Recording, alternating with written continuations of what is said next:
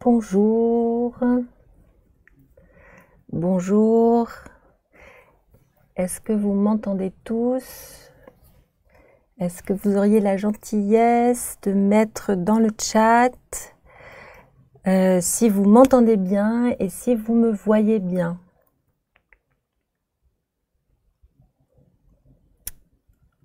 Alors...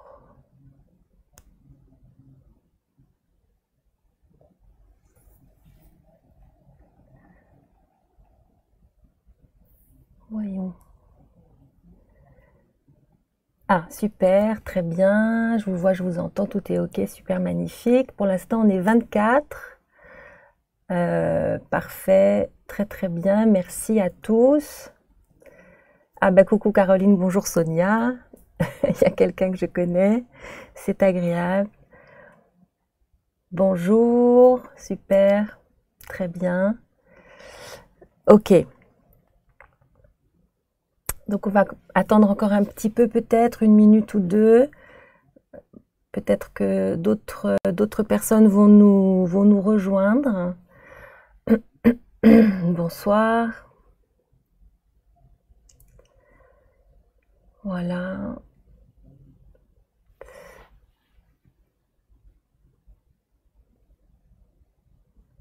Bonsoir de Bordeaux. Ok.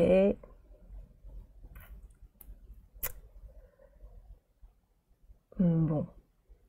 Alors, je crois qu'on va démarrer et puis ceux qui se connecteront en cours de route prendront le train en marche.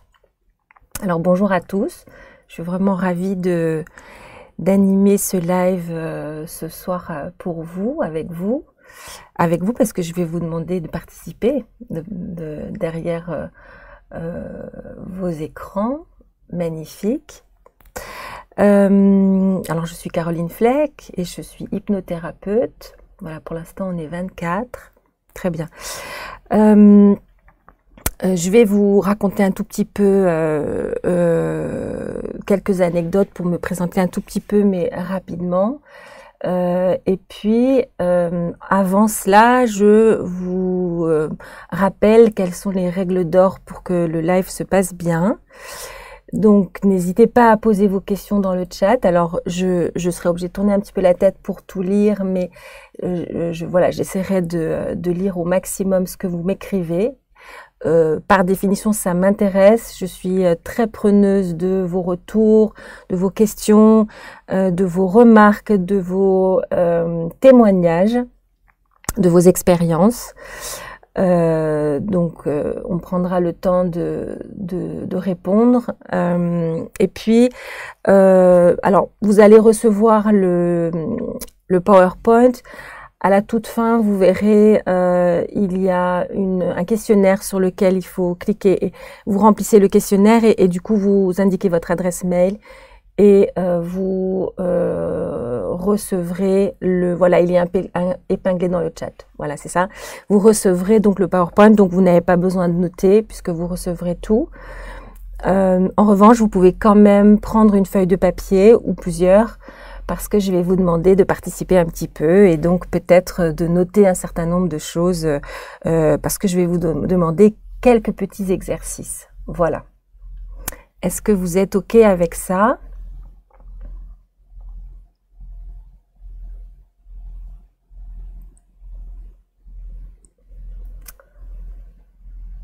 Bien.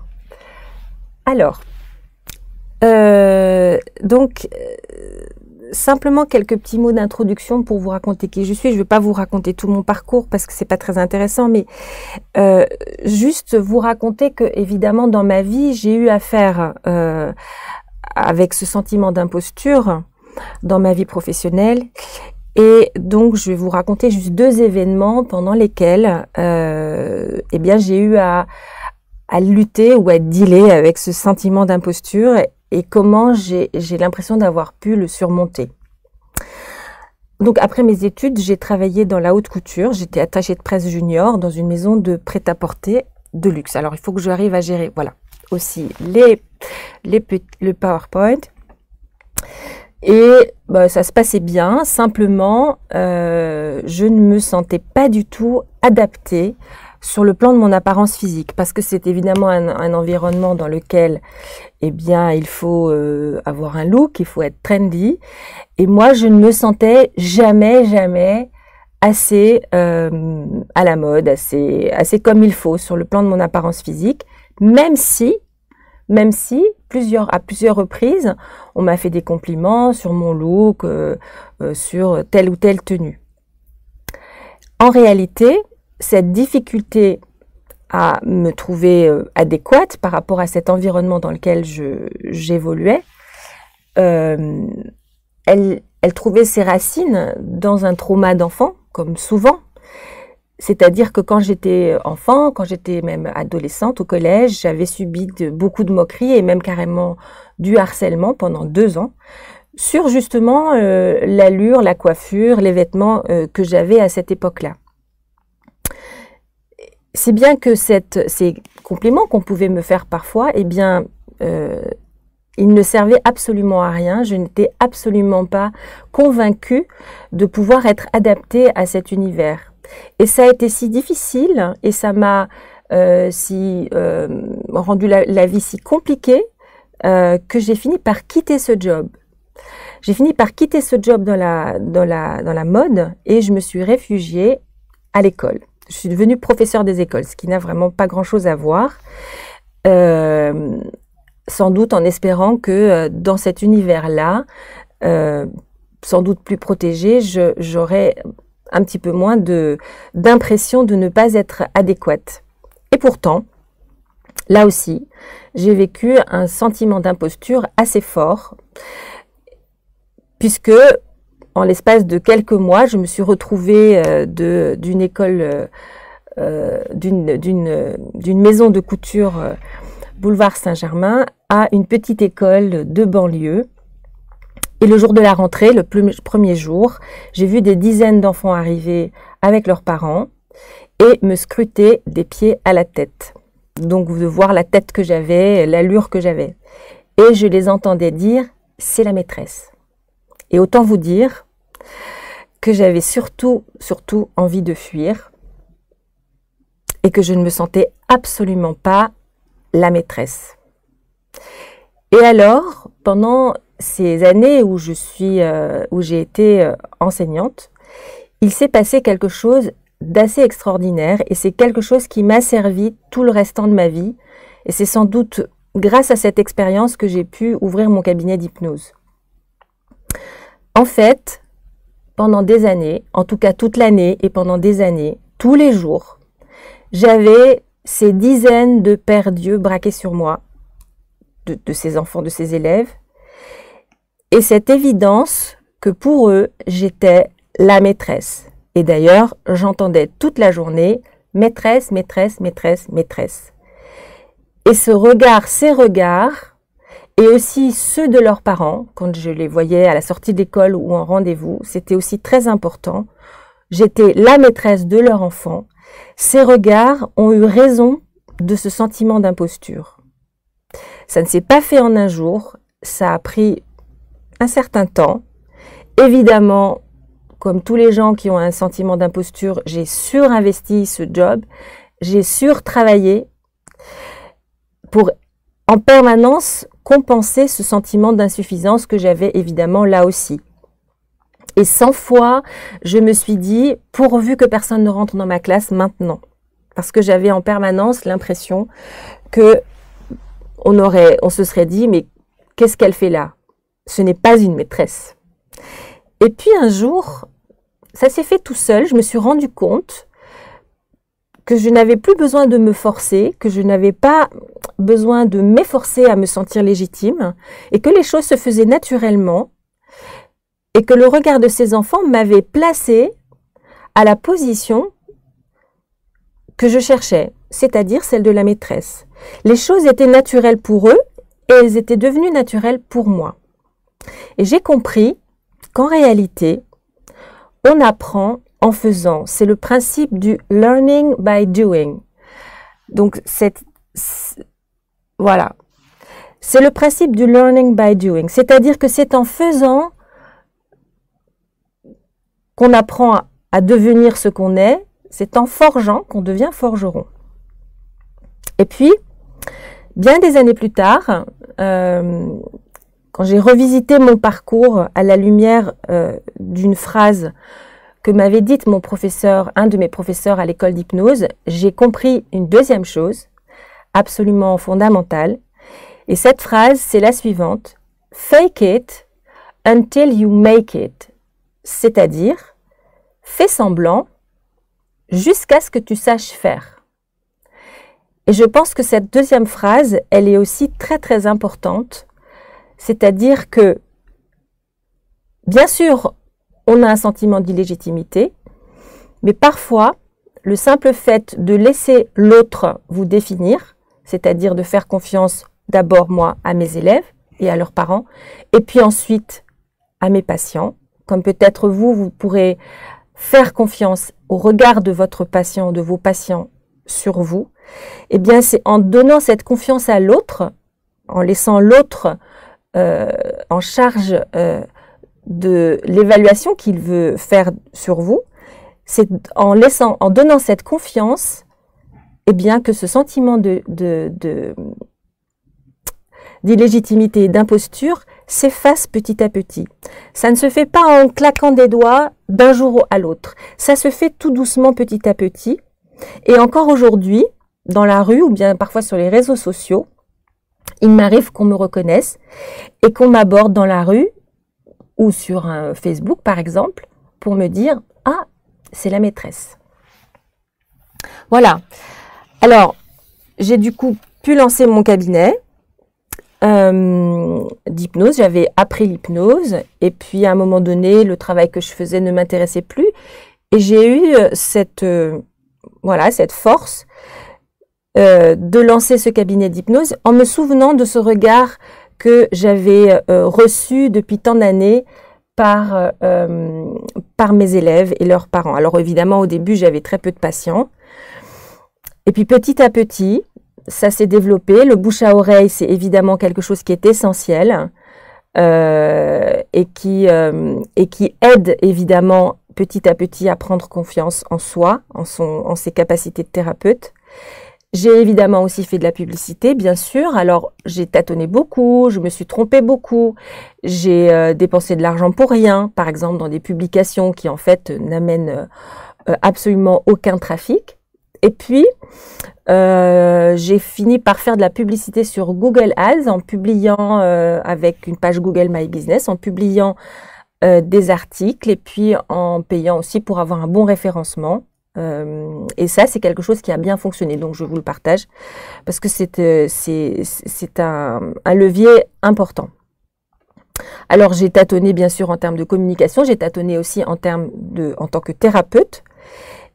Et évidemment, petit à petit, les choses se sont faites et c'est quelque chose que vous savez peut-être déjà ou alors que vous êtes en train de découvrir. Quand on sort de l'école et que on se retrouve face à un patient ou les premiers patients, ou même d'ailleurs ça dure un certain temps, on a souvent encore la sensation qu'on n'est pas vraiment thérapeute. Et on réalise petit à petit qu'on devient thérapeute et on devient le thérapeute soi en tant que thérapeute, c'est-à-dire qu'on se découvre thérapeute petit à petit. Alors j'avais évidemment utilisé ces deux principes dont je vous ai parlé à l'instant pour soutenir mon envie de devenir thérapeute. Et vous verrez au cours de ce live que il a fallu que je sois à un moment donné dans une situation réelle, urgente, pour que je saute dans la piscine et que je sois obligée de me mettre à nager. Alors, est-ce que vous avez des questions par rapport à ce que j'ai déjà dit? Je vous raconte juste en deux mots ce sur quoi on va travailler. Donc, je vais vous raconter un petit peu ce qu'est le sentiment d'imposture et comment ça se manifeste. Je vais vous présenter un petit peu aussi les causes de ce sentiment d'imposture, puisque dans le monde, on n'est pas tous égaux par rapport à ce sentiment d'imposture. Et puis, à cette occasion, peut-être déjà commencer à vous proposer quelques manières d'y répondre, ou en tout cas de peut-être se défaire d'un certain nombre de déterminismes. Et puis, je vais vous présenter quelques-unes des stratégies principales que les personnes qui présentent un sentiment d'imposture mettent en place pour arriver à gérer cette difficulté. Et je vais ensuite vous proposer des protocoles que j'utilise évidemment dans mon cabinet, dans mon travail thérapeutique, et qui sont issus d'une thérapie qui s'appelle la thérapie brève systémique stratégique. Donc, je vous donnerai juste quelques petits éléments pour que vous compreniez de quoi il s'agit, en essayant de ne pas être trop théorique. Puis, je finirai par quelques conseils pratiques. Et à la fin, si vous avez envie, et vous me direz si vous en avez envie, je peux vous proposer une courte séance d'hypnose d'environ 10 minutes. Et si vous avez envie qu'on fasse une séance d'hypnose, vous pouvez me le dire peut-être dans le chat si ça vous fait envie ou pas.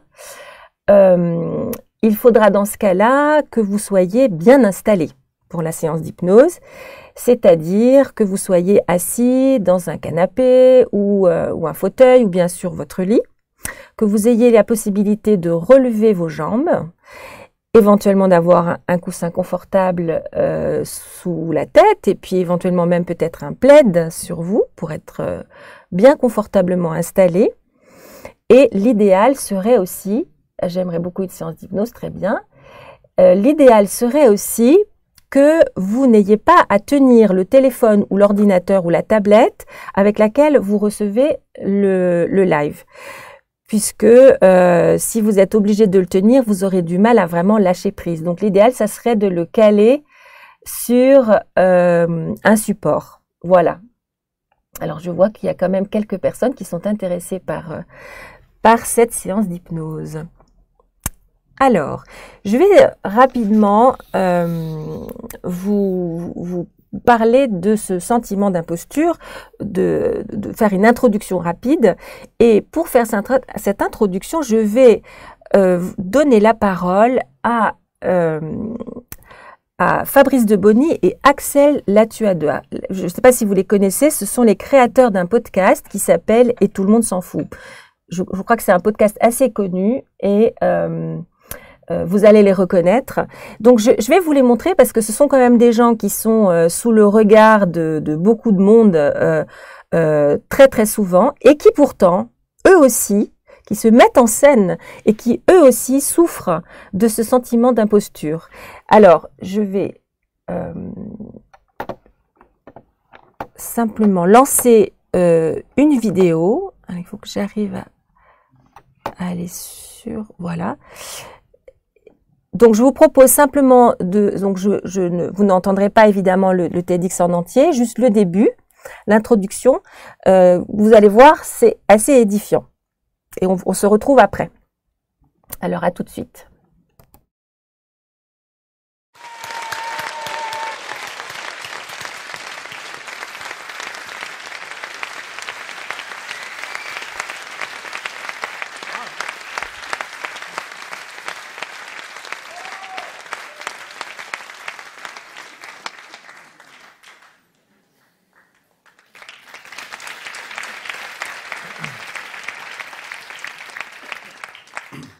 Ça se voit, Fabrice. Non mais c'est bon, on a dit qu'on ferait comme ça. Je sais, mais ça se voit. Ça se voit, voit, d'accord. On va pas changer maintenant, quoi. S'il te plaît, voilà. Merci.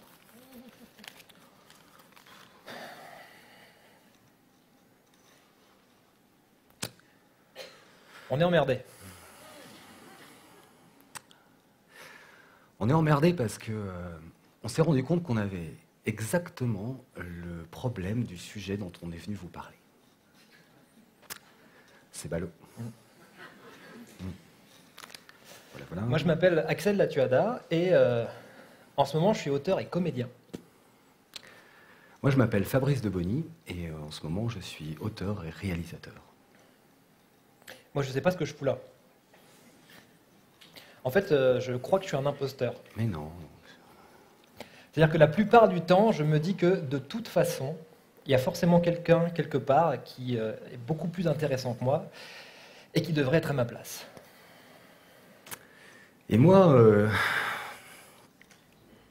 je crois que je vais vomir. Parce que là, au moment où je vous parle, je suis extrêmement mal à l'aise. Parce qu'en fait, le truc, c'est que j'ai la croyance que quand on me filme, en fait, je suis toujours moche à l'écran. Vous voyez ? Donc, comme un bon réalisateur, je me cache toujours derrière les caméras. Voilà. Ouais, bon, ce qu'il ne vous dit pas, c'est qu'il est aussi coach spécialisé en neurosciences appliquées. Ouais. Et il ne le dit pas parce qu'il croit que s'il vous dit ça, il crâne. Ça vous arrive à vous de croire des trucs à la con comme ça qui vous rendent malheureux? En fait, ce qu'il veut vous demander, c'est quand la dernière fois de votre vie que vous avez renoncé à quelque chose en vous trouvant comme bonne raison une phrase du genre... Non, moi je suis comme ça. Parce que, en fait, franchement, je vais vous poser une question. Est-ce que vous trouvez ça pertinent de croire dans votre vie des choses avec lesquelles vous n'êtes pas d'accord, déjà, et qui, ensuite de ça, vont vous empêcher de faire ce que vous voulez? Et si vous savez, c'est toutes les phrases qui commencent par « Non, mais... de toute façon, moi, je suis trop vieux pour faire ça. Non, mais moi, de toute façon, j'ai pas le temps de faire ça. Non, mais de toute façon, j'ai pas assez confiance en moi. Non, mais moi, je peux pas faire un TEDx parce que je suis moche à la caméra. Non, mais de toute façon, moi, je peux pas faire de TEDx parce que je suis pas intéressant. C'est toi qui le dis, c'est pas moi. Vous voyez tout ça, ça s'appelle des croyances. Alors, pour ceux qui prennent des notes, ça s'écrit C-R-O-Y. Non, c'est bon. Ils savent comment ça s'écrit. Ça, c'est une croyance. Donc, oui, bon. Écoute, donc, une croyance, en fait, pour résumer, c'est toutes les pensées, c'est toutes les opinions que vous avez dans la tête et que vous considérez comme étant la vérité. La vérité. OK ? Et au bout d'un moment... Voilà. Alors, peut-être vous les avez reconnus, je ne sais pas. En tout cas, ce qui me paraît très intéressant dans ce TEDx, c'est justement l'idée de croyance. Parce qu'évidemment, bien sûr, vous l'avez compris, le sentiment d'imposture est une croyance qui se construit évidemment sur une réalité qui n'a rien à voir. Alors, juste un tout petit point rapide sur qu'est-ce que c'est une croyance. Une croyance, c'est une certitude. Et cette certitude, cette espèce de conviction profonde, c'est comme des lunettes, si vous voulez, qui nous donnent un aperçu de notre réalité, de notre vie, qui n'est pas forcément exacte. Et ces convictions profondes, ces croyances, elles ne s'inventent pas du jour au lendemain. Elles se construisent petit à petit au cours de l'histoire personnelle. C'est-à-dire que petit à petit, vous vivez un certain nombre de choses, vous percevez la réalité d'une certaine façon, et ces expériences que vous vivez, elles sont généralisées et elles jouent un rôle de référence. C'est la base en fait. Et non seulement ces expériences deviennent une base, mais en plus, tout ce que vous vivez au cours de votre vie, eh bien, vient renforcer cette croyance. C'est-à-dire que ces croyances s'auto-entretiennent parce que vous allez interpréter tout ce qui vient justifier cette croyance comme preuve du bien fondé de cette croyance. Ce qui fait qu'on a quand même un regard sélectif pour pouvoir choisir dans notre réalité, dans notre expérience, ce qui vient attester le bien fondé de notre croyance. Si bien que quand on a construit une croyance, eh bien c'est parfois un peu compliqué de la déconstruire parce que justement, elle s'auto-entretient et elle se renforce au cours de la vie. Évidemment, vous avez compris, le sentiment d'imposture est une croyance et c'est une croyance extrêmement forte parce que cette croyance résiste à toutes les preuves concrètes qui pourraient venir pour la déconstruire. Alors, vous vous rappelez ce que disaient ces deux blogueurs, ces deux podcasteurs? Mais non, je ne suis pas assez, mais non, je suis trop, mais non, je ne peux pas. Alors, ce que je vous propose, c'est de prendre une feuille et de compléter ces phrases. Qu'est-ce que vous pourriez, vous, écrire pour vous-même avec ces débuts de phrases? Comment est-ce que vous pourriez les compléter? Et puis, je vous propose que dans le chat, vous écriviez, parmi celles que vous avez écrites, la phrase qui vous paraît vous correspondre le plus. Alors, je vous laisse quelques instants. Et puis, je vais regarder dans le chat si vous avez quelques idées.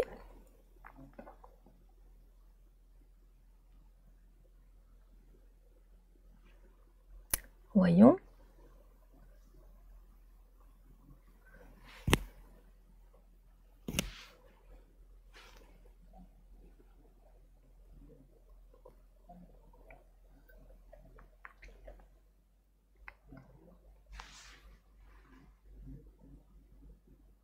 Alors, je ne sais pas si vous êtes tous thérapeutes. Et j'imagine que quand on est... mais non, je ne suis pas assez bonne ou assez performante. Merci. Mais non, je ne suis pas assez formée.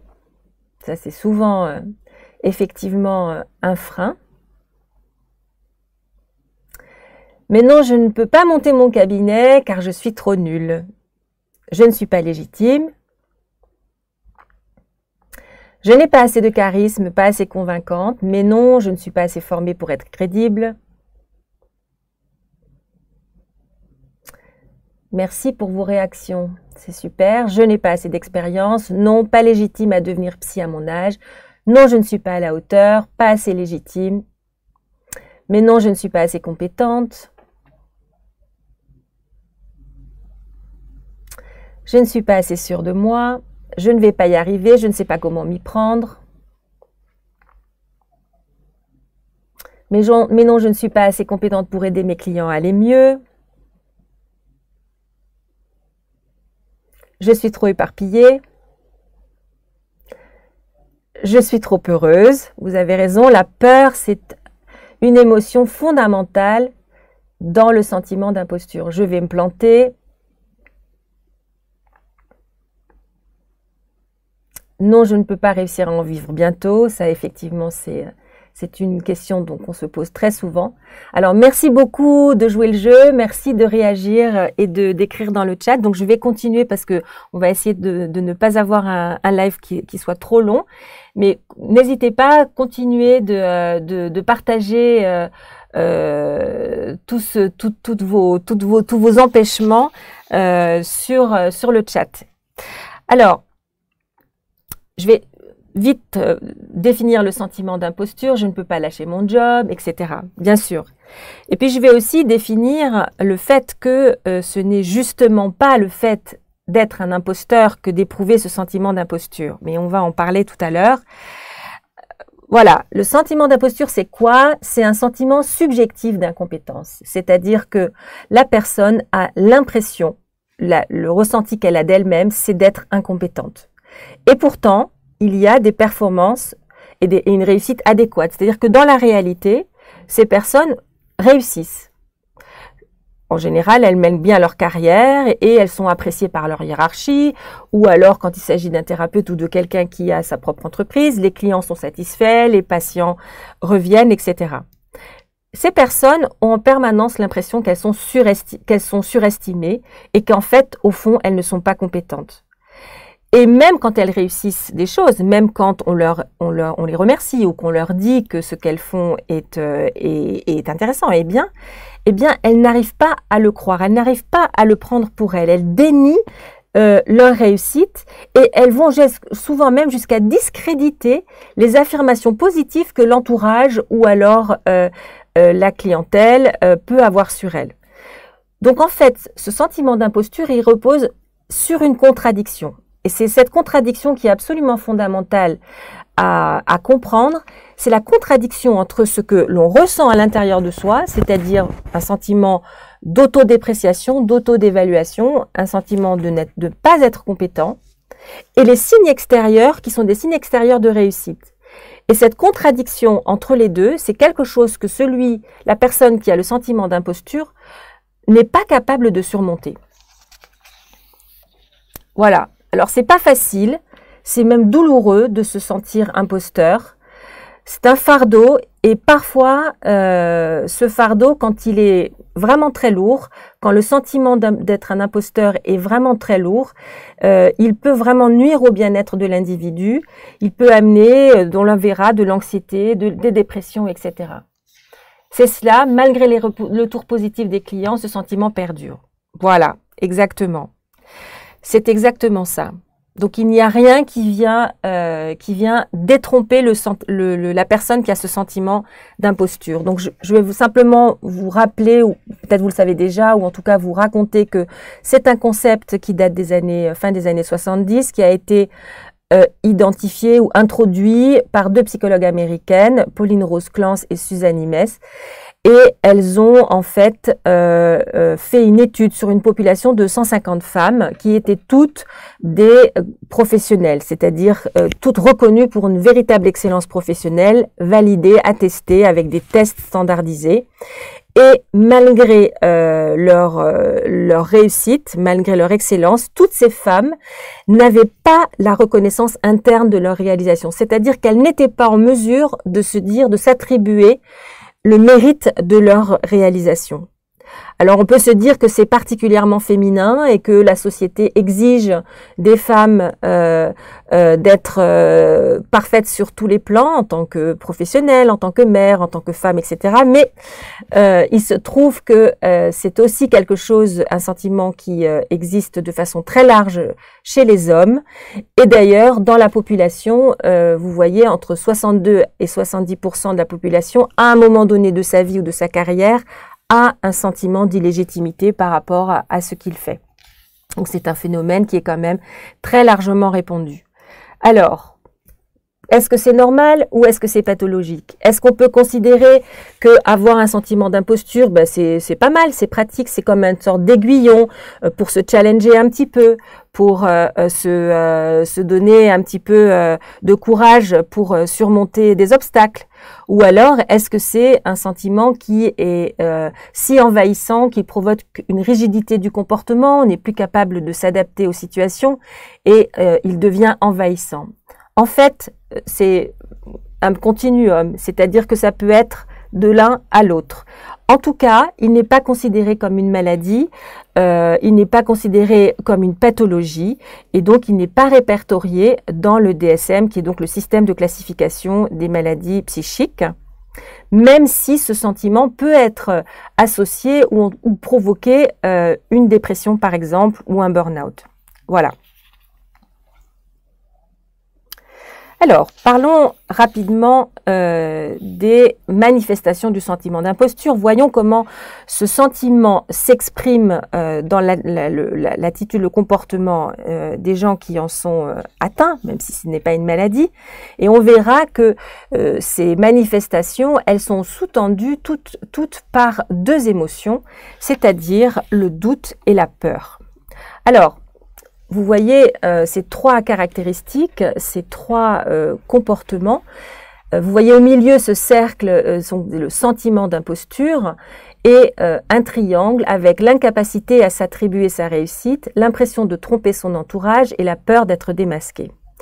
Alors, toutes ces personnes, elles présentent évidemment comme caractéristique principale de douter en permanence de leurs compétences, de douter en permanence de leur capacité et d'être surestimées, on l'a dit. Et elles pensent toutes que autrui sera toujours de toute façon meilleur qu'elles et elles sont dans un mécanisme de dévalorisation. Ce qui fait que quand elles réussissent quelque chose, on vient de le voir, elles sont dans l'incapacité de s'attribuer le mérite de cette réussite. Alors elles vont trouver des bonnes raisons, par exemple, oui, mais c'est parce que j'ai été aidée, c'est parce que le contexte m'a favorisée, c'est parce que j'ai eu de la chance, aussi c'est parce que j'ai beaucoup travaillé, mais ça ne veut pas dire que je suis au fond intelligent ou capable. C'est parce qu'on a été gentil avec moi, parce que j'ai de bonnes relations avec les gens. Bref, toutes des raisons extérieures à soi. Si bien qu'elles ont l'impression qu'entre ce qu'on voit d'elles, ce qu'on perçoit d'elles et ce qu'elles ressentent à l'intérieur, il y a une différence, on l'a dit, et elles ont donc l'impression en permanence de tromper leur entourage. Elles ont l'impression de porter un masque. Le masque de quelqu'un qui réussit bien, qui a une bonne confiance en soi, etc., etc. Et donc ce masque sert en fait à dissimuler leur sentiment d'incompétence et à duper leur entourage. Si bien que bien sûr, leur grande peur, c'est d'être démasqués. Leur grande peur, c'est qu'à un moment donné, l'entourage, enfin, découvre la vérité, découvre le poteau rose, et que le vécu intérieur de ces personnes soit validé par l'entourage, et que, enfin, la véritable identité de la personne soit découverte. Donc, qu'est-ce qu'on remarque dans ces manifestations? Il y a deux émotions prépondérantes, le doute et la peur. Et vous verrez tout à l'heure, je vous proposerai des protocoles pour essayer de réduire, et pour même parvenir à réduire ce doute permanent et envahissant, et cette peur permanente et envahissante. Alors, le sentiment d'imposture, en réalité, c'est une imposture. Pourquoi c'est une imposture? Tout simplement parce que la plupart des personnes qui sont atteintes par ce sentiment d'imposture sont justement particulièrement compétentes. Alors pourquoi? Eh bien, tout simplement parce que souvent ce sont des gens qui vont compenser en travaillant énormément, en s'investissant énormément. Et donc évidemment, forcément, à un moment donné, ça paye et les personnes sont en situation de réussite et elles sont reconnues par leurs interlocuteurs, leurs patrons, leurs clients, leurs patients. Évidemment, comme elles ne sont pas en mesure de le croire, elles ne prennent pas à leur charge. Mais en tout cas, ce sont souvent des personnes qui réussissent bien. Et puis, il y a aussi une chose, c'est que pour pouvoir avoir un doute par rapport à ces réussites, il faut avoir des réussites. Donc, la condition nécessaire pour avoir un sentiment d'imposture, eh bien, c'est justement d'être en situation de réussite. Vous voyez donc dans quelle mesure ce sentiment d'imposture est une véritable imposture. Alors, parlons maintenant des causes du sentiment d'imposture. Alors, voyons ce que vous nous dites. Oui, c'est mon cas. On a beau me dire que je leur fais du bien, j'ai du mal à croire que c'est vrai. Je pense que c'est parce qu'elles ne veulent pas me faire de la peine et qu'elles sont trop gentilles. Voilà, c'est exactement ça. On pense que les gens n'ont pas envie de vous faire du mal et sont gentils avec vous parce que vous êtes gentils vous aussi et que on va vous brosser dans le sens du poil. Évidemment, tout ça n'est pas vrai. Alors, je vais vous raconter quelques causes du sentiment d'imposture. Je vais essayer d'aller vite parce que je vois que l'heure tourne à toute vitesse. Et je vous propose à chaque fois, à chaque cause, d'attribuer une note à cette cause de 0 à 5. 0, vous n'êtes pas du tout concerné. 5, vous êtes très concerné.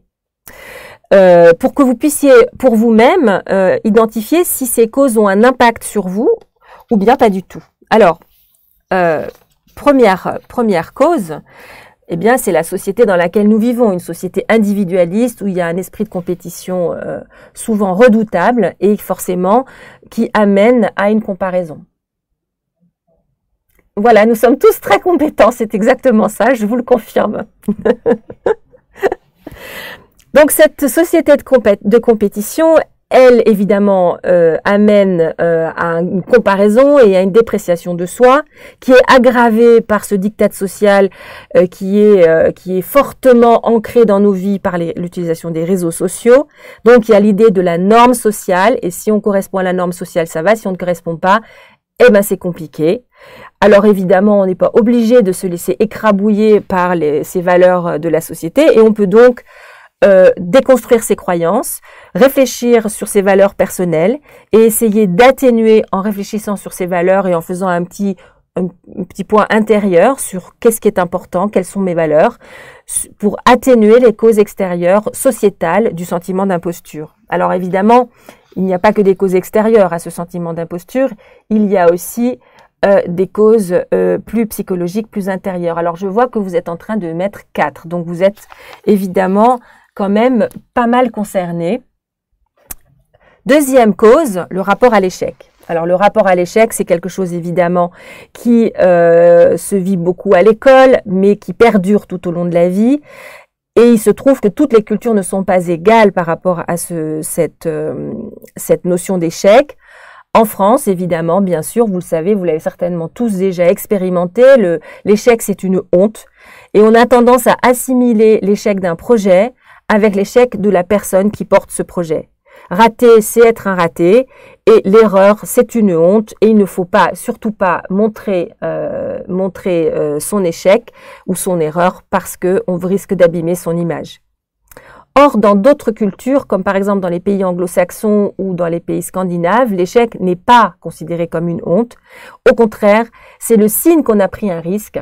Voilà. Je crois qu'on est à 5 là, d'accord? C'est ça pour cette deuxième cause, le rapport à l'échec. Dans d'autres cultures, l'échec n'est pas une honte, c'est au contraire le signe qu'on a pris un risque. Donc c'est plutôt une qualité d'avoir la capacité, de se tromper, d'échouer et de rebondir, de faire preuve de résilience. C'est-à-dire que l'échec doit nous faire grandir. L'échec doit nous permettre de comprendre ce qu'on n'a pas encore compris, doit nous permettre de continuer à créer, à inventer et à avancer. Je vois que vous êtes... ah oui, il y a 5 plus, 3, 5, très bien. Donc, apprendre à vivre l'échec, apprendre à l'assumer et à en faire un levier, c'est un moyen très intéressant. Voilà, aux USA, réussir, c'est oser. C'est exactement ça. C'est un des moyens de faire en sorte que le sentiment d'imposture ait moins de prise sur vous. Troisième cause, c'est évidemment l'image que l'enfant a de lui-même, l'image que l'enfant construit de lui-même dans le cercle familial et à l'école. Alors, il y a différentes possibilités, différentes situations. Une première situation compliquée pour un enfant, c'est quand il y a une différence entre l'opinion qu'on a de lui à la maison et l'opinion qu'on a de lui à l'école. En général, on a une meilleure opinion de lui à la maison qu'à l'école, mais ça peut être le contraire. En tout cas, cette différence d'opinion, elle est compliquée pour l'enfant parce qu'il se dit qu'il y en a un des deux qui ment. Et vous verrez tout à l'heure, juste après, je vous expliquerai le biais négatif que nous avons tous, et on a toujours tendance à croire davantage ce qui est négatif que ce qui est positif. Ce qui fait que l'enfant va surtout croire l'opinion négative, et va se dire que ceux qui lui disent des choses positives sont en fait des menteurs et cherchent, pour une raison qu'il ne comprend pas forcément, à lui raconter des salades qui ne sont pas en rapport avec ce qu'il est vraiment. Autre cas de figure, l'enfant dans sa famille est surestimé, c'est-à-dire que on surestime son intelligence ou ses compétences. Or, les enfants savent bien. Donc, l'enfant sait intuitivement, sans forcément pouvoir le dire, bravo, 5 encore, 4, que cette surestimation, elle est exagérée. Et du coup, cette situation, elle oblige l'enfant à réussir à tout prix, elle oblige l'enfant à ne pas décevoir et il considère du coup l'intelligence non pas comme quelque chose qui est évolutif, comme une compétence évolutive qu'on travaille et qui se développe, mais comme un don qu'on a ou qu'on n'a pas. Et puis la dernière situation, c'est quand au contraire, on sous-estime les capacités. Voilà, l'estime de soi, c'est exactement ça. Quand on sous-estime les qualités de l'enfant dans la famille, ce qui fait que l'enfant sent bien qu'il n'est pas estimé à sa juste valeur, mais cette sous-estimation va faire en sorte qu'il aura beaucoup de mal à se reconnaître des qualités et il aura même du mal simplement à les identifier, à sentir en lui-même qu'il peut percevoir des compétences ou des qualités. Alors, évidemment, là, on est dans quelque chose qui est très intérieur, qui est de l'ordre de la psychologie et dans des cas comme cela, le travail thérapeutique est utile. Alors là, je vais vous parler de ce biais que j'ai abordé il y a un instant, c'est ce biais de négativité. Alors, ce biais de négativité, c'est le fait que notre cerveau retient ce qui est négatif beaucoup plus facilement que ce qui est positif. Une expérience négative, elle nous marque davantage qu'une expérience positive. Alors, pourquoi c'est comme ça ? Eh bien, tout simplement parce que notre cerveau, qui a évolué au cours de l'histoire de l'humanité, notre cerveau a été programmé, ou s'est construit au début de la vie des hommes, comme cerveau capable d'assurer notre survie. Donc, il s'agit en fait de notre cerveau reptilien, c'est lui qui est responsable de cet état de fait. Donc, c'est le cerveau initial, si vous voulez, le premier cerveau en fait dans l'histoire de l'humanité. Et ce cerveau reptilien, il fonctionne en mode automatique, c'est-à-dire qu'on n'a pas de prise sur ce cerveau, et ce cerveau, il est en permanence en alerte. Il est en permanence en alerte tout simplement parce que la vie des hommes préhistoriques, eh ben, c'était une vie dangereuse et pour survivre, il fallait être en alerte permanente pour prêter attention non pas à ce qui était bien, mais tout simplement aux indices qui pouvaient laisser penser à un danger. Si bien que notre cerveau reptilien, c'est en fait notre ange gardien. Alors plutôt que de considérer qu'on est négatif, que c'est un défaut, on pourrait tout simplement utiliser cette capacité de notre cerveau à être en alerte permanente. L'idée, c'est de sortir de cette culpabilité en se souvenant qu'on n'y est pour rien. C'est simplement le fruit d'une évolution. C'est simplement des millénaires d'évolution cérébrale et neuronale. Et puis, on peut considérer que cette capacité alerte du cerveau, mais on peut s'en servir. Par exemple, on pourrait tirer un enseignement de ces pensées négatives, exactement comme on peut tirer un enseignement d'un échec. Alors, voyons si ça vous parle, ce biais. 3, 4. Voilà. Alors,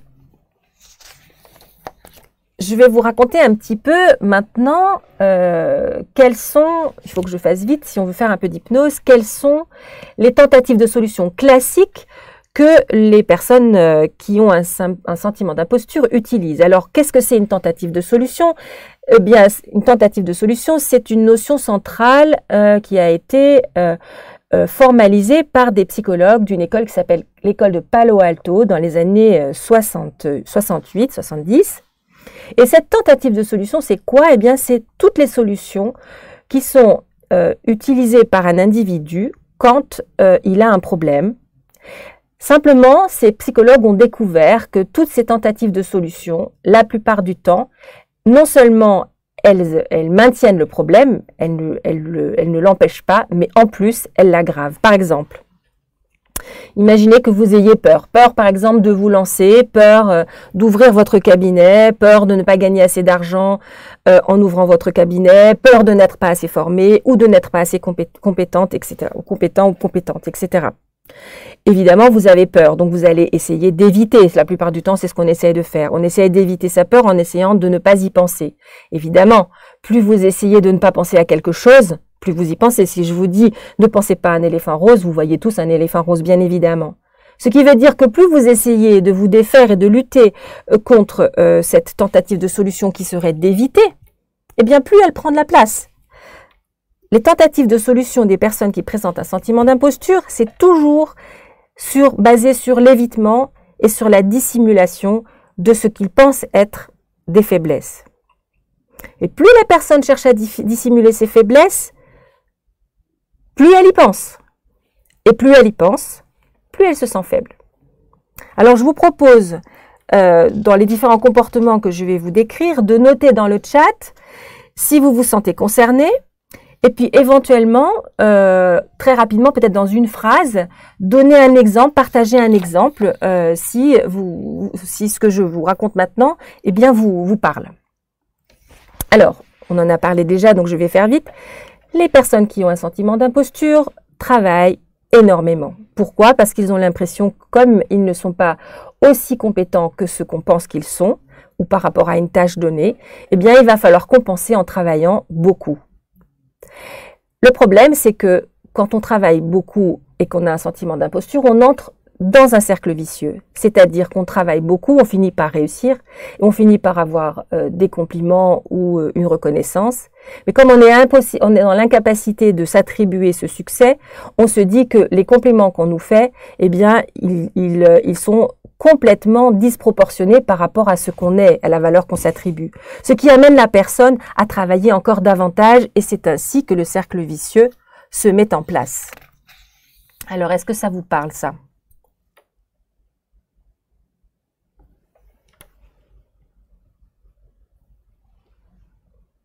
Donc, je vais continuer un petit peu pour ne pas perdre trop de temps et puis n'hésitez pas à écrire dans le chat si c'est quelque chose qui vous parle.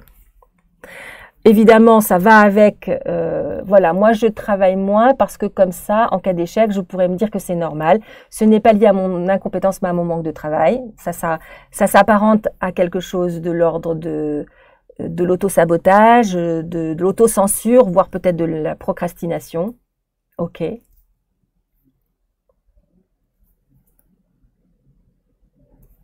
Alors, je continue un petit peu tout en regardant le chat.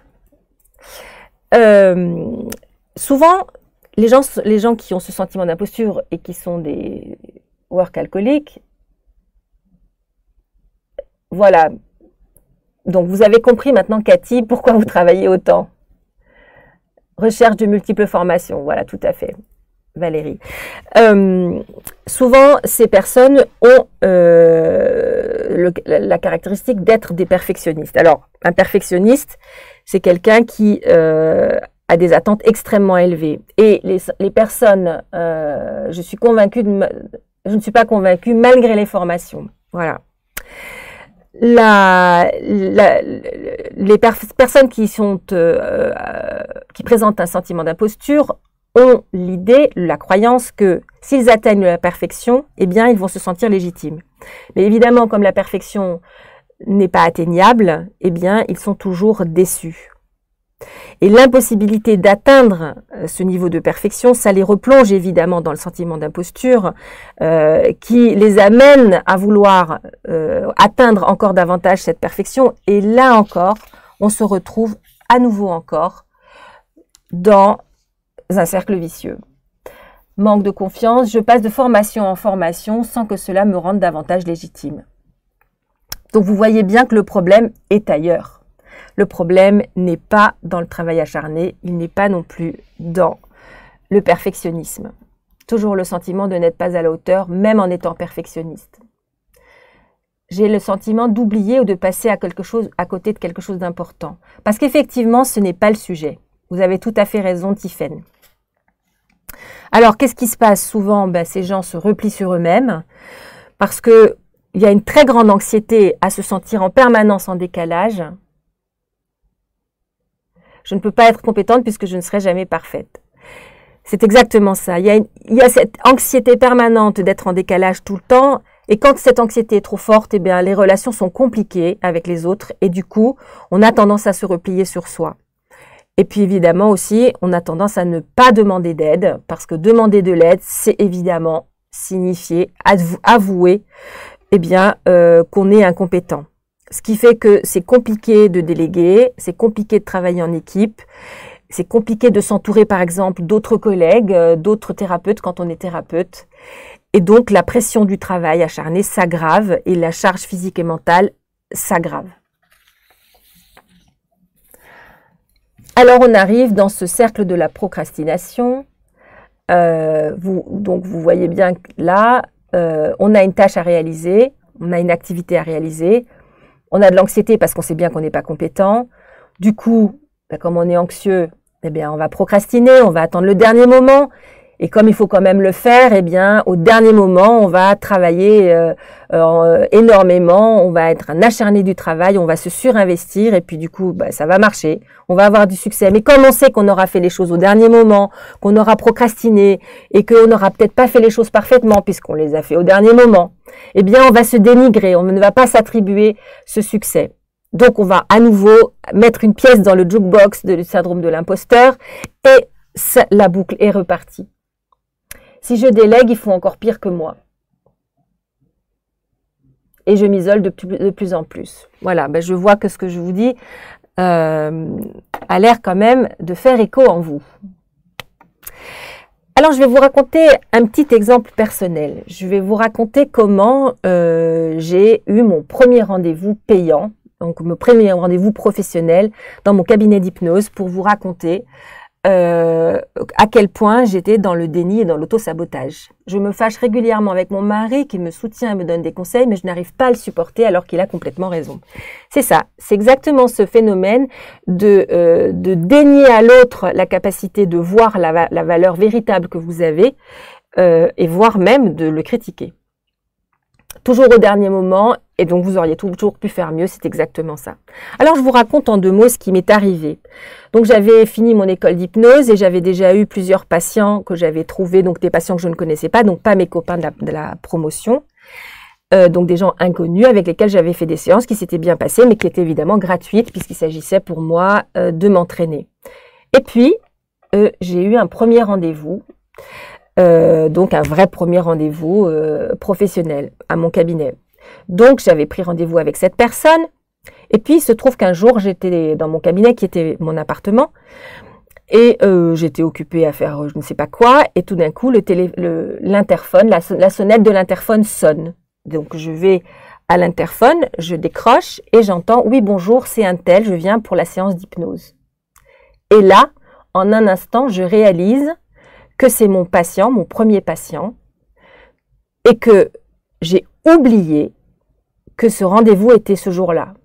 Ce premier patient, donc le premier patient qui est quand même important dans une carrière, c'est un moment dont on se souvient toujours, eh bien je l'avais tout simplement oublié. Non seulement je l'avais oublié, mais évidemment, bien sûr, mon appartement n'était pas aménagé en cabinet, c'est-à-dire que les fauteuils n'étaient pas disposés de façon à ce que ça ait l'air d'un cabinet. Et donc, j'ai ouvert à cette personne. Il se trouve que j'habite au 4e étage et qu'il y a en fait 5 étages à monter avec l'ascenseur. J'ai donc eu exactement quelques minutes, le temps pour cette personne d'appeler l'ascenseur et ensuite d'arriver au 5e étage en ascenseur pour me dire que j'étais thérapeute, pour changer la disposition de la pièce pour que ça ait l'air d'un cabinet et pour accueillir cette personne de façon professionnelle. La séance s'est bien passée. Et à la fin de la séance, j'ai vu que cette personne me demandait combien je vous dois. Et il a fallu que je lui dise un prix et que j'accepte son paiement. Voilà comment je suis tombée dans la piscine, par déni et par auto-sabotage, brutalement, mais qu'il a fallu que je nage. Et c'était mon premier patient. Évidemment, pour les autres, je vous rassure, je ne les ai pas oubliés, parce que ça m'a beaucoup marqué. Voilà, vous constatez donc que toutes ces tentatives de solution, oublier le premier rendez-vous, c'est un bénéfice secondaire absolument. Ce sentiment me fait travailler très dur et mes résultats étaient tels que mon confort matériel a réellement augmenté. Donc vous voyez que ça peut être un aiguillon quand même aussi. Ça dépend en fait de l'intensité de ce sentiment. Oui, c'est incroyable, je suis d'accord avec vous. Je n'étais pas très fière. Alors, toutes ces tentatives de solution, évidemment, sont inefficaces et elles renforcent ce cercle vicieux. Alors, est-ce que vous pouvez juste me dire, voilà, quand on travaille beaucoup, parfois ça pose des problèmes de couple, évidemment. C'est aussi quelque chose que j'ai vécu dans ma vie, je connais. Je vois ce dont vous voulez parler. Est-ce que vous voulez me dire dans le chat si les tentatives de solution présentées vous parlent? Est-ce que vous en utilisez certaines?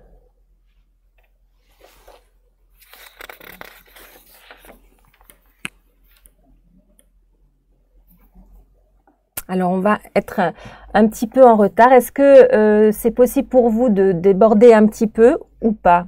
Parce qu'il est déjà, presque 21 heures.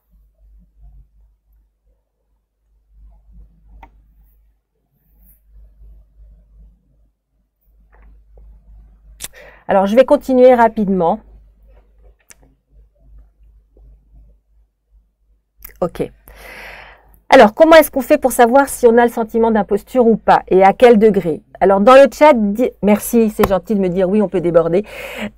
Dites-moi dans le chat si vous êtes un peu, beaucoup, à la folie, pas du tout, si vous vous reconnaissez dans ce que je viens de raconter ou pas. Ok, merci de me laisser un petit peu plus de temps.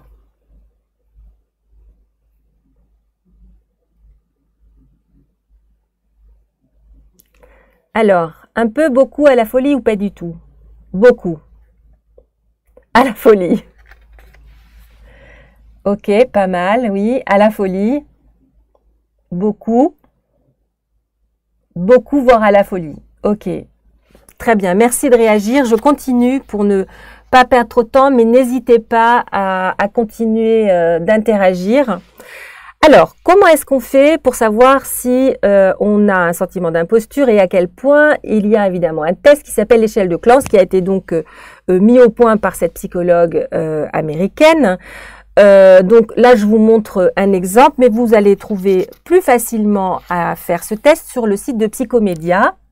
Donc, vous ferez bien attention en allant sur donc vous tapez sur Internet Psychomédia sentiment d'imposture et vous allez arriver sur une page et vous ferez bien attention. Vous voyez, il faut aller directement à la question êtes-vous un homme ou une femme? Juste au-dessus, il y a écrit commencer le test, mais c'est pas celui-là, ça c'est une publicité.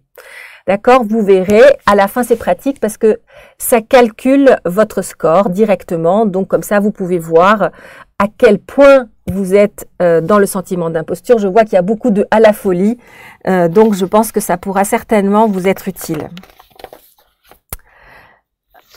Alors, je vais passer là-dessus pour aller vite et je vais simplement vous détailler les protocoles que je vous propose pour travailler sur ces deux émotions qu'on a identifiées, c'est-à-dire le doute et la peur.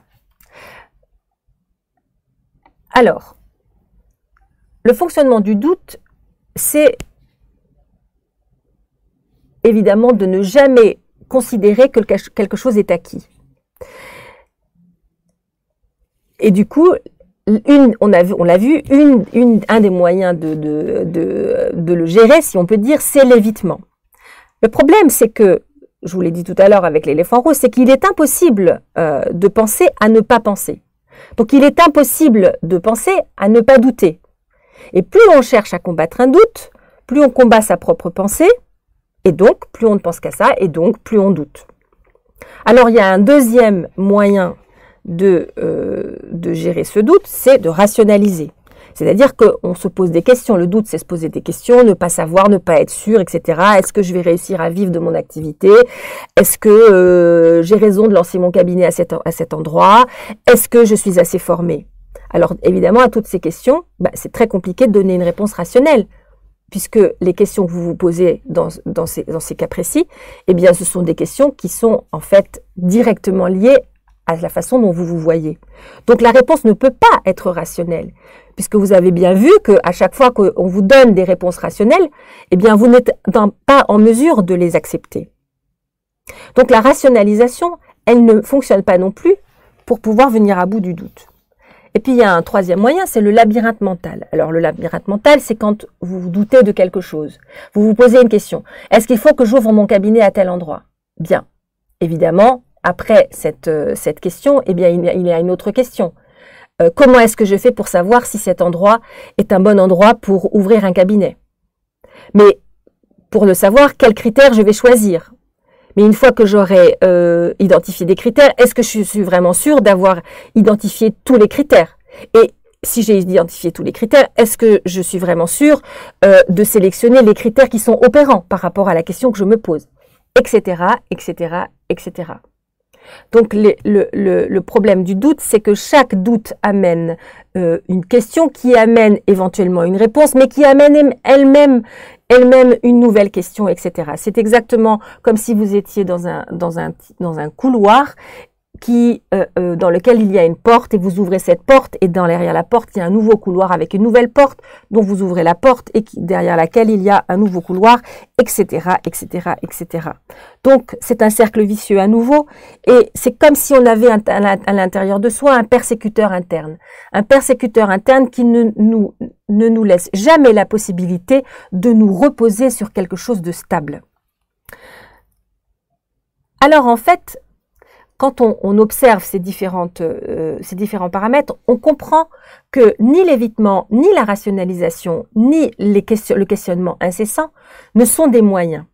Et qu'il s'agit en fait de faire un pas de côté, pour pouvoir tout simplement penser les choses autrement.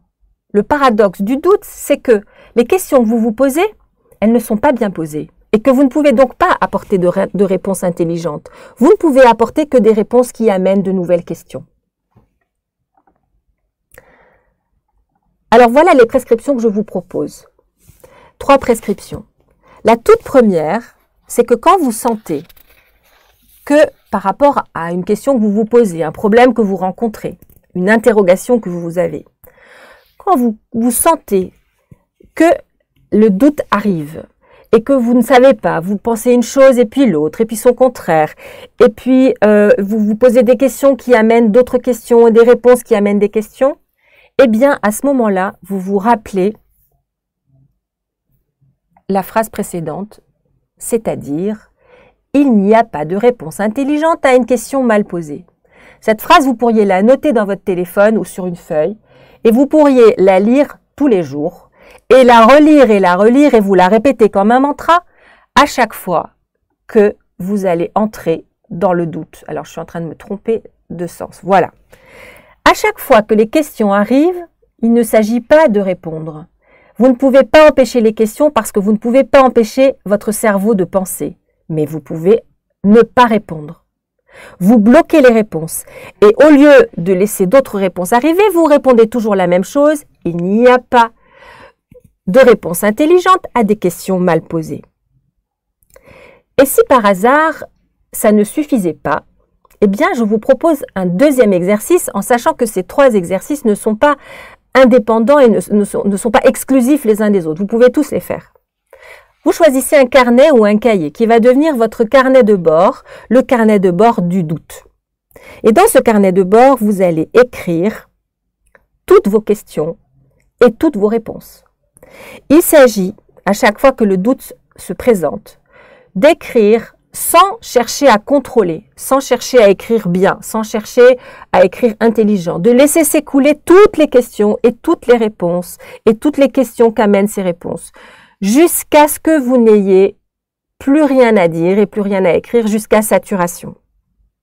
Et peut-être que vous aurez à utiliser ce carnet de bord pendant des semaines, peut-être pendant des mois, jusqu'à ce qu'à un moment donné, vous éprouviez une telle aversion pour ce carnet de bord et pour toutes ces questions, et puis pour toutes ces réponses qui amènent de nouvelles questions, que petit à petit, vous aurez constaté en vous une sorte de modification inconsciente, sans que vous ayez vraiment eu l'impression que ça se fasse d'un coup. Quelque chose de progressif. Vous aurez en fait l'impression que cette sensation d'imposture est en train de s'éteindre. Un peu comme si vous décidez un jour de ne plus mettre de bûches supplémentaires dans la cheminée. De sorte que petit à petit, il n'y a plus que des braises rougeoyantes qui petit à petit vont se refroidir et tout simplement s'éteindre. La dernière chose, c'est ne cherchez pas à vous évaluer. Laissez simplement les autres vous évaluer. On verra tout à l'heure qu'il y a un certain nombre de choses intéressantes à faire pour déléguer l'évaluation de ce que vous faites aux autres. Alors, je vais maintenant vous parler du travail sur la peur qu'on peut faire, évidemment, puisque la peur, c'est cette deuxième émotion prégnante dans le sentiment d'imposture. Là, la même chose, c'est la même chose que pour le doute. Éviter la peur, ça ne sert à rien. Vous dire à vous-même, c'est pas la peine d'avoir peur. De toute façon, il n'y a pas de raison d'avoir peur. Il y a d'autres gens qui le font, pourquoi moi j'y arriverai pas? Eh bien, ça ne sert strictement à rien. La peur est là. Et plus vous vous concentrez sur cette peur, plus vous donnez de l'attention à cette peur, plus vous cherchez à réduire cette peur, à l'éviter, à la surmonter. Et évidemment, plus vous lui donnez d'attention, et évidemment, plus elle est importante. Alors, la prescription que je vous propose par rapport à cette peur, eh bien, ça s'appelle le quart d'heure du pire. Le quart d'heure du pire, je veux vous raconter comment on réalise ce quart d'heure du pire. Alors, c'est quelque chose qu'il va falloir faire tous les jours. Tous les jours, vous allez vous asseoir dans un endroit où vous êtes tranquille et où personne ne vous dérange. Et tous les jours, vous allez mettre sur votre téléphone un réveil à 15 minutes. Quand vous lancez votre réveil, vous commencez à imaginer toutes les pires choses qui peuvent vous arriver, toutes les peurs que vous avez, tout ce qui pourrait arriver de pire dans votre vie, et vous y allez de bon cœur, vraiment, vous imaginez le pire du pire du pire, même ce qui vous paraît complètement irréaliste, par rapport à toutes vos peurs. Par exemple, j'installe mon cabinet dans un endroit où finalement il n'y a pas assez de patientèle, donc je ne gagne pas assez d'argent. Et donc, je ne peux pas payer ce que j'ai à payer. Et donc du coup, ma femme ou mon mari me quitte parce que il n'est pas content de mon échec. Et du coup, je me retrouve clochard dans la rue ou clocharde dans la rue. Et du coup, je ne peux évidemment plus travailler. Ou alors mes patients se rendent compte qu'en réalité, je dors dans mon cabinet ou alors que je dors dans ma voiture, etc., etc. L'idée, c'est vraiment d'imaginer les pires choses qui puissent arriver. Et vous verrez que petit à petit, au bout de quelques jours, eh bien, ces pensées que vous aurez pendant ce quart d'heure, vous allez finir par développer une aversion terrible pour ces pensées, de sorte que peut-être que ces pensées vont vous laisser un peu tranquille. Il y a un deuxième effet du quart d'heure du pire, c'est que il peut arriver qu'au bout du deuxième, troisième ou quatrième jour, quand vous vous installez pour votre quart d'heure, au bout de 5 minutes, ben vous ne savez plus quoi dire, vous ne savez plus quoi inventer parce que vous avez déjà tout imaginé. Et pourtant, vous allez rester les 10 minutes supplémentaires. Ce quart d'heure, il est incompressible. Vous restez 15 minutes avec vous-même, 15 minutes avec votre peur, avec vos peurs. Ah, ok, je suis désolée de vous quitter. Oui, il y aura un replay. Il faut que vous remplissiez un petit formulaire et vous recevrez le replay. Je vous remercie pour vos remerciements. Donc ce quart d'heure du pire, il est incompressible, ce qui fait que pendant 10 minutes, par exemple, eh bien, vous allez rester à ne rien faire. Simplement avec votre téléphone, avoir défilé l'horloge, sans jouer avec votre téléphone au jeu de cartes ou bien sans lire vos mails.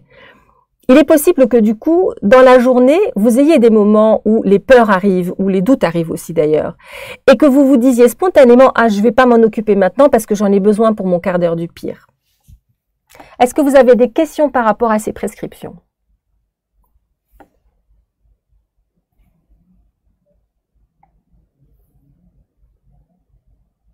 Voilà, je vous laisse poser des questions et j'avance vite parce que je ne voudrais vraiment pas abuser de votre temps.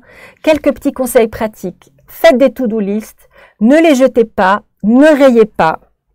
Ne rayez pas ce que vous avez fait, surlignez et gardez et compulsez toutes vos to-do list pour voir la masse de choses que vous avez réussi à réaliser. J'ai un doute. Quel est votre doute, Gigi? Comment faire pour ne savoir, quand ne plus faire le quart d'heure du pire? Quand vous avez une telle aversion pour toutes ces peurs, que ces peurs n'arrivent même plus à votre esprit. Utilisez le feedback, c'est-à-dire demander à vos interlocuteurs, que ce soit vos clients, vos patients, votre entourage, de faire régulièrement, à chaque séance, un feedback sur ce que vous avez. Bonne idée de tester le quart d'heure du pire. De vous donner un feedback sur ce que vous avez fait. L'idée n'est pas de vous dire si c'est bien ou mal. L'idée, c'est simplement de pouvoir réajuster votre travail pour vérifier que pour pouvoir travailler de façon précise, d'accord, de faire vraiment du sur-mesure.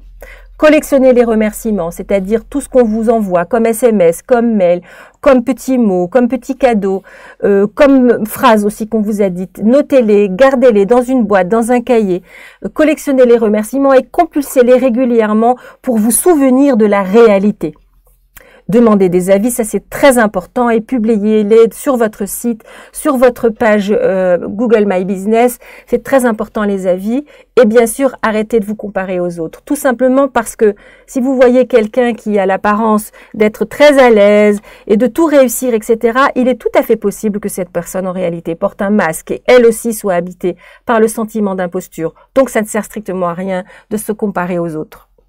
Faites partie d'une communauté, comme par exemple celle de Rise Camp. C'est très intéressant de découvrir que d'autres ont les mêmes problèmes que vous et que du coup, ce n'est pas si grave. Et puis, bien sûr, continuez à apprendre, apprenez, lisez, formez-vous. En ayant fait tous ces autres exercices, vous constaterez que les formations, elles vont petit à petit construire une culture professionnelle, un savoir professionnel que vous allez pouvoir vous attribuer. Voilà. Un petit peu d'hypnose si vous êtes d'accord, mais avant de commencer l'hypnose, je vous propose de me poser les questions qui vous restent à poser.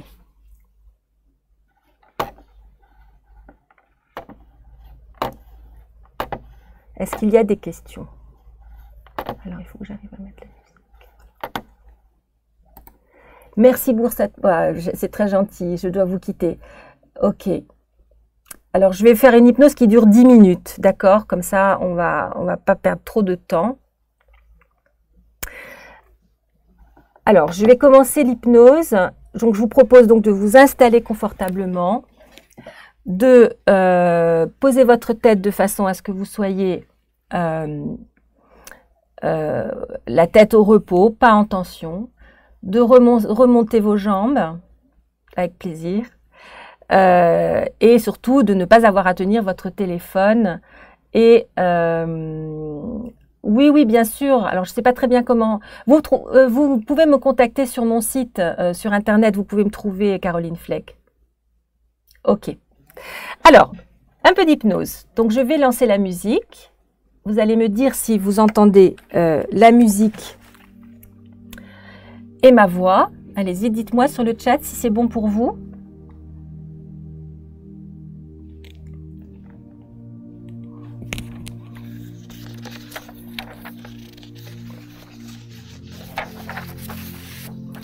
Ok.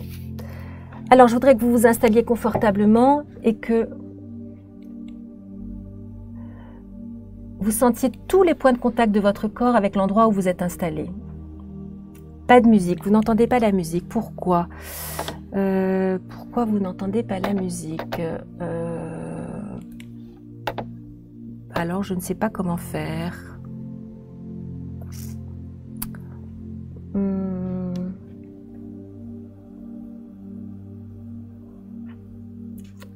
Alors, est-ce que oui, c'est oui, j'entends la musique?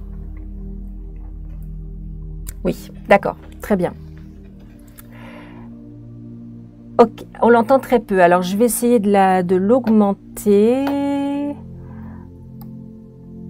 Voilà, j'augmente un petit peu. Vous allez me dire si c'est mieux comme ça. Ok, bien. Très bien. Donc, vous êtes installé. Vous fermez vos yeux et je vous propose de vous concentrer sur votre respiration.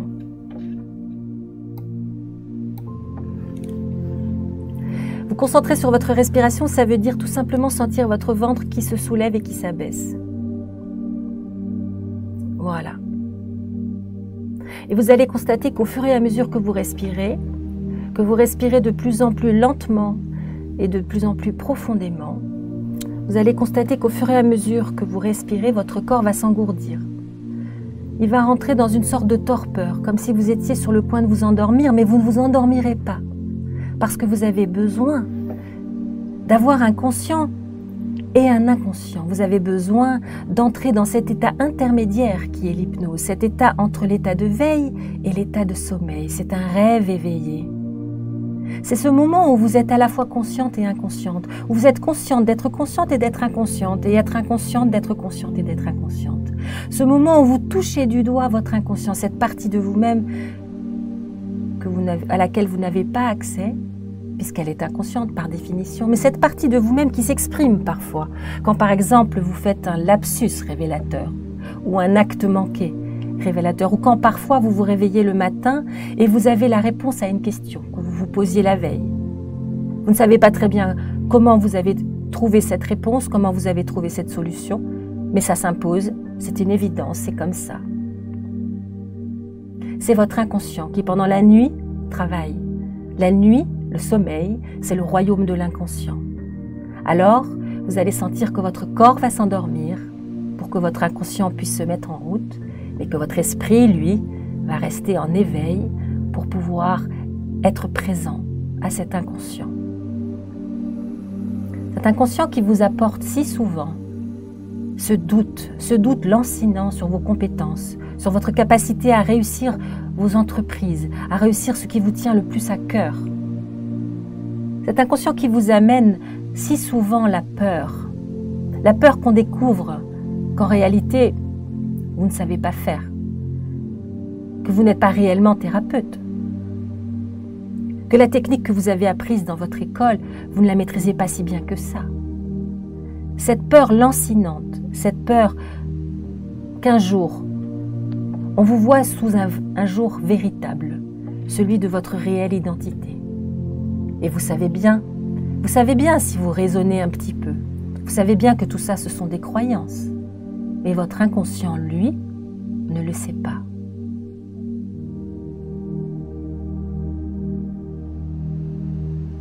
Alors je vous propose de vous souvenir de ce mythe de Thésée et le Minotaure. Je vous propose de vous souvenir de ce dédale, de ce labyrinthe qui avait été construit par un architecte qui s'appelle Dédale. Je vous propose de vous souvenir de ce labyrinthe et de vous représenter au milieu de ce labyrinthe un Minotaure, ce monstre auquel il fallait livrer chaque année des dizaines de jeunes gens qui s'engageaient dans le labyrinthe et qui finissaient toujours par être dévorés. C'est un peu comme si vous étiez vous aussi un labyrinthe et qu'au cœur de votre labyrinthe intérieur, il y ait ce Minotaure du doute, ce Minotaure de la peur et de l'autodépréciation. Et je voudrais que vous vous souveniez que Thésée s'est engagé dans ce labyrinthe, qu'il a fini par trouver le Minotaure, qu'il a eu le courage de l'affronter et de le vaincre, et qu'ensuite il a pu sortir de ce labyrinthe grâce au fil rouge d'Ariane.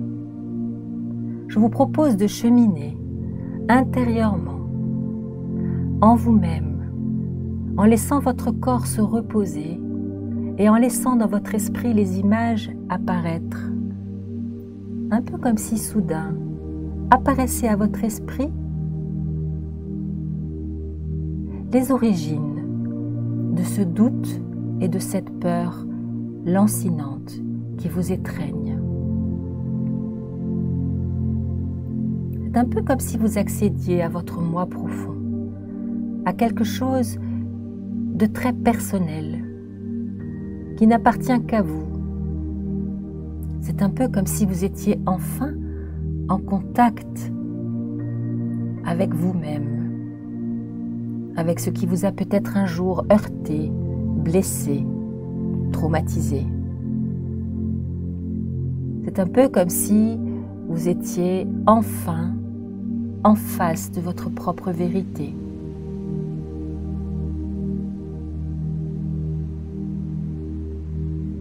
Alors, saisissez le fil rouge.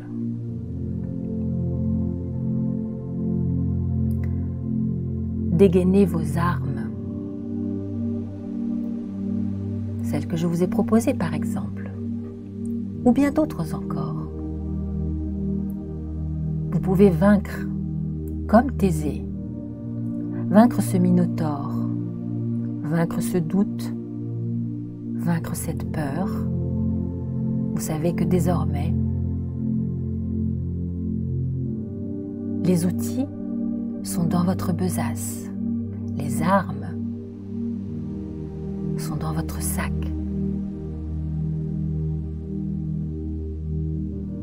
Vous savez que vous pouvez ressortir de ce labyrinthe, que vous tenez dans votre main ce fil rouge pour que vous puissiez retrouver le chemin de votre propre liberté.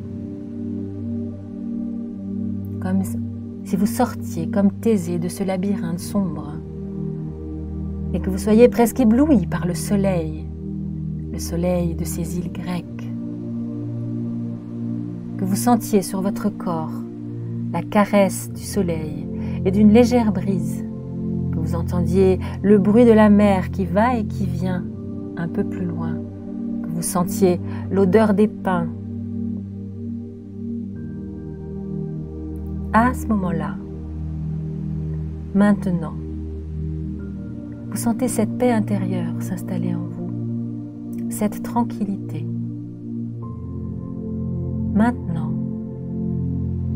vous sentez que vous allez pouvoir tout simplement faire un pas après l'autre, marcher sur les sentiers, découvrir le panorama,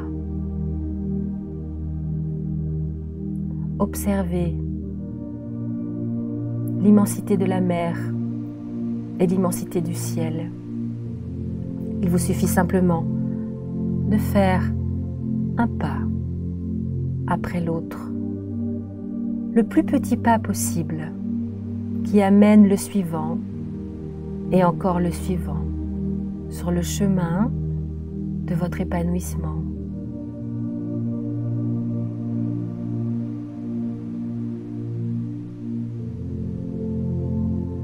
Alors, comme vous êtes confortablement installé, vous pouvez laisser votre inconscient choisir dans cette séance ce qui est bon et utile pour vous.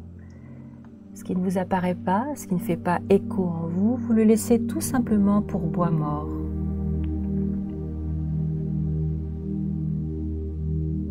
Et pendant que vous voyagez au pays des limbes et des rêves, pendant que votre inconscient apaise ce qu'il y a à apaiser, transforme ce qu'il y a à transformer, initie ce qu'il y a à initier, je vais simplement effectuer un décompte de 7 à 0 pour vous permettre de revenir dans l'ici et maintenant.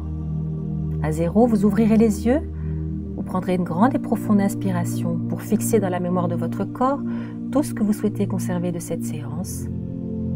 Et vous reviendrez dans l'ici et maintenant, prêt pour la suite de votre vie, prêt pour la suite de vos projets. 7,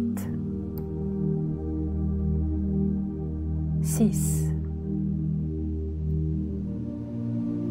5, 4,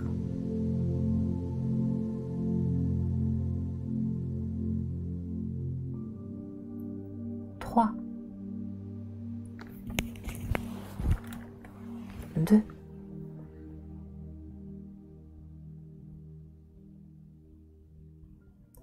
1.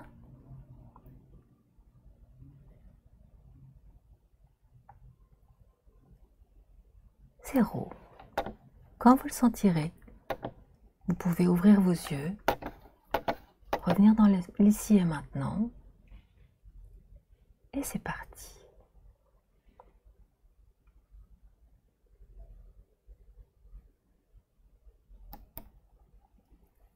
Voilà.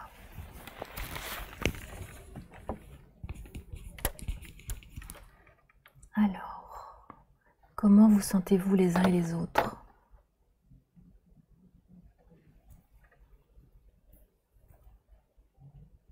Alors, est-ce que ça vous a plu? Ça vous a permis de vous détendre? C'était super, merci beaucoup.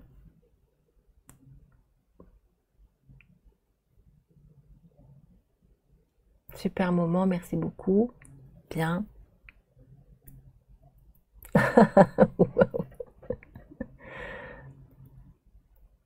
La force de l'imagination, la force des suggestions.